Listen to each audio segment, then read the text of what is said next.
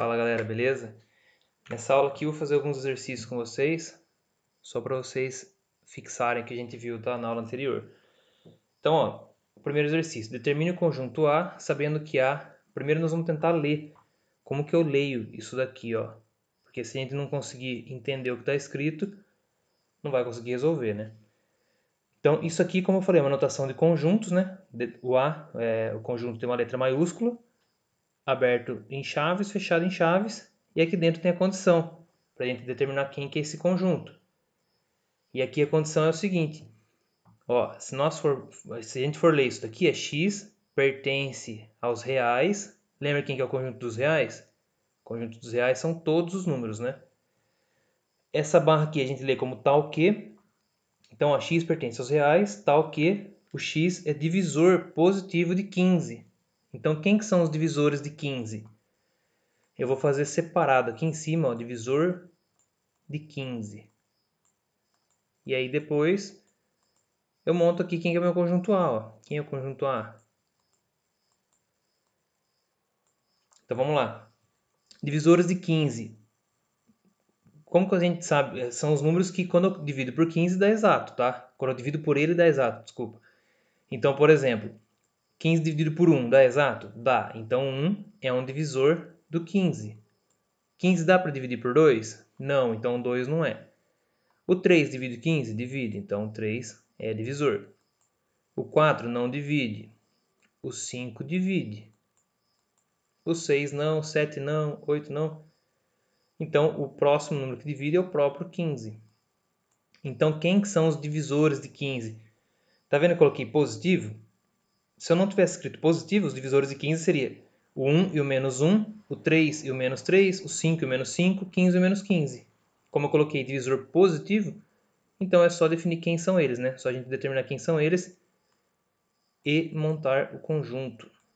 Então, o nosso conjunto A está aqui, ó.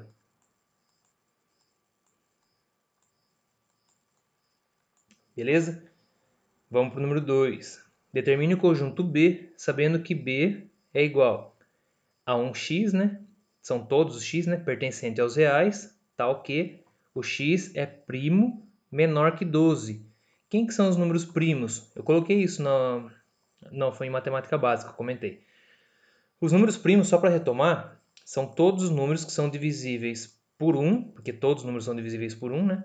Por 1 e por ele mesmo. Então, por exemplo, 1 é primo? 1 não. 1 não é primo, tá? Começa a partir do 2 o primo. Então 2 é primo porque só o 2 divide ele mesmo e o 1. O 3 é primo.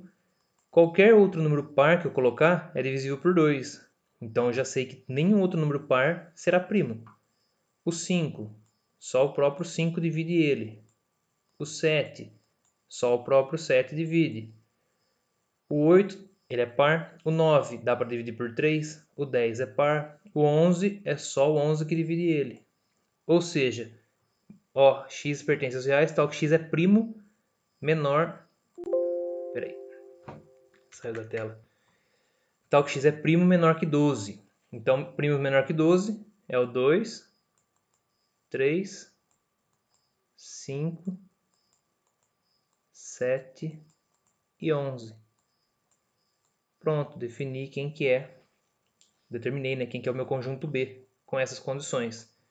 E o conjunto C, um pouco apertadinho aqui embaixo, mas esse é mais simples de fazer, né? Só olhar, ó. Determine o conjunto C, sabendo que C é igual a x pertencente. Quem que é esse cara aqui? Que conjunto que é? Conjunto dos números inteiros. Os números inteiros entra toda a parte negativa e a parte positiva, incluindo zero também, tá? E só não vale fração, número decimal. Então são só os números inteiros, né? Como o próprio nome já diz, o conjunto. Aqui esse símbolozinho é menor ou igual, então como que eu leio isso? X pertence aos inteiros, tal que o menos 2 é menor ou igual a x, que é menor que 3. Ou seja, o x ele está entre o menos 2 e o 3, valendo o menos 2. Então é menos 2, menos 1, 0, 1 e 2. Por que eu não posso pegar o 3? Porque o 3 não tem o igual aqui, ó. Igual tá nesse carinha aqui, tá? Ó. Se fosse assim, ó, aí o 3 pegaria também, mas não tem esse risquinho aqui, ó. Então o 3 está fora do conjunto, tá? Não faz parte. Vai até o 3, mas não pega ele. Beleza? Então esse é o conjunto C. Agora aqui, determine o conjunto D sabendo que D é igual a um x pertencente aos naturais. O que é esse asterisco aqui? Esse asterisco significa ausência do zero, tá? É sem o zero.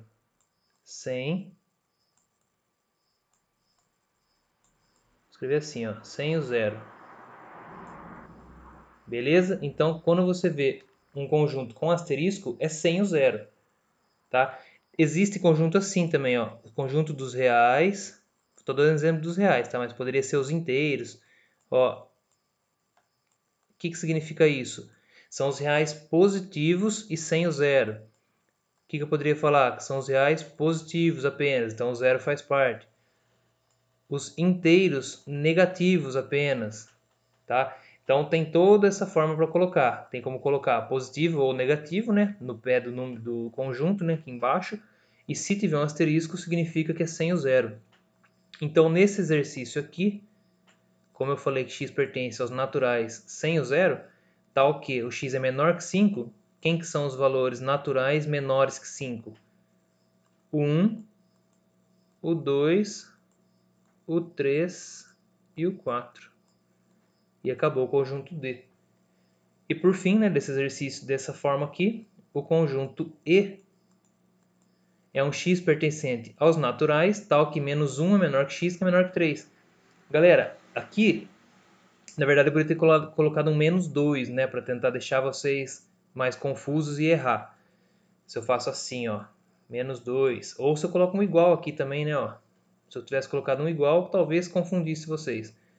Por quê? Porque como pertence aos naturais, não vai valer a parte negativa. Se eu tivesse colocado assim, ó, que vai de menos 3, x e 1, só que pertence aos naturais, quem que seria? Eu só posso pegar os naturais. Meu conjunto seria o 0 e o 1 apenas. Porque o menos 2, o menos 1 aqui não faz parte dos conjuntos naturais. Então, nesse caso nosso aqui, ele é maior que o menos 1, ou seja, é 0, 1 e 2.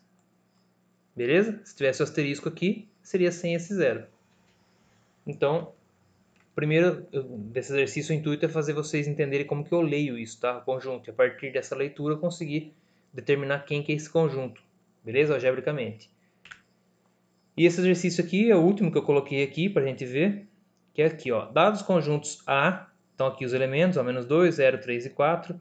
O B é 0, 1 e 2. O C é 0 e 1. E D, menos 2, 0, 3 e 5. Quase igual esse, né? Isso aqui é um 4 e aqui é um 5. Complete com pertence, não pertence, contido ou não contido. Galera, só para dar aquela lembrada, hein? Se vocês quiserem pausar o vídeo aqui e tentar vocês resolverem, seria bom. Só para dar uma lembrada antes, pertence quando a gente está falando do elemento, se um número está ou não. Elemento. Então, ó, se um elemento faz parte ou não do conjunto, é o pertence ou o não pertence. Se a gente for analisar o conjunto, se um conjunto está dentro do outro ou não, daí nós vamos usar o contido, tá? Se a gente for analisar conjunto. Beleza? Então vamos lá, ó. Aqui é de conjunto para conjunto, então é contido ou não contido. O A, ele está totalmente dentro do B? Vamos ver. O A está totalmente dentro do B? Não, né? Tem um 4 aqui. Aqui não existe o 4. Então não está lá dentro. Então ele não está contido. E o B está dentro do A? Ó, o 0 está ali. O 1 não está. Então já sei que não está contido. O C está dentro do D? C está aqui dentro? O 0 está, mas o 1 não está. Então não está contido também. O menos 2, agora estamos falando de um número, um elemento. O menos 2 não há. O menos 2 faz parte do A? Faz. Então pertence a A. O 1 está no C? Tá. Então pertence a C. O D, pronto, agora é conjunto para conjunto, ó. O D no A. O D está totalmente dentro do A? O menos 2 está lá, o 0 está lá, o 3 também, mas o 5 não. Então, não está contido. O C está dentro do B? 0 e 1. O 0 está aqui e o 1 está aqui. Pronto, ó, o C está inteiro aqui dentro. Então, o C está contido em B. E, por fim, o 3 faz parte do B? Não. Então, não pertence. E agora, se eu tivesse feito uma pergunta à parte aqui para vocês, galera, ó, o π nos irracionais. Lembra da aula passada? Que muitos acabam confundindo, porque não é um número, né? Assim, é um símbolo, na verdade, né? Que representa um número. A galera fica confusa e acaba completando com contido e não contido. Mas é só para mostrar para vocês que o π nos irracionais, ele pertence, viu, gente? Não é contido, não, é pertence. Beleza? Então, essa aula de hoje foi só para a gente dar uma retomada, fazendo alguns exercícios do que a gente viu na aula anterior. E aí, na próxima aula, eu dou continuidade no conteúdo. Beleza? Um abraço e até a próxima.